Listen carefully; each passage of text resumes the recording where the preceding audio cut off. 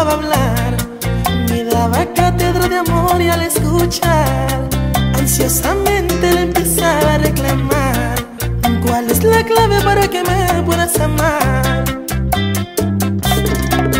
Primero me dijo que es un pecado pensar solo en ti. Segundo, que no puedo ni debo, que quiero dar la vida por ti.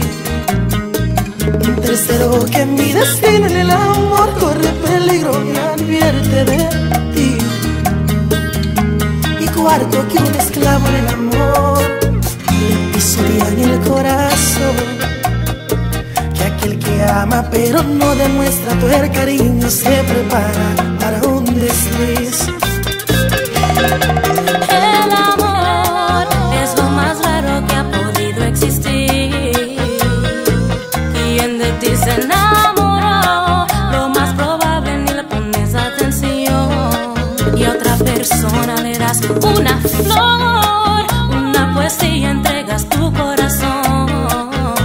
Si ocurre una desilusión, pierdes la esencia y la fe en el amor.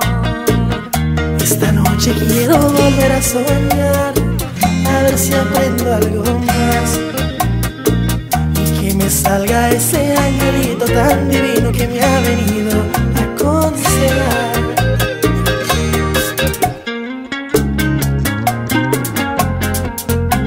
It's only a dream, Romeo. Wake up.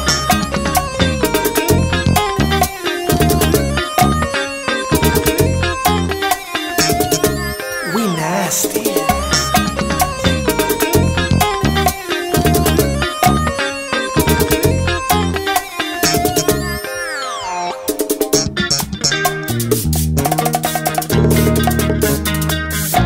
Primero me dijo que es un pecado pensar solo en ti.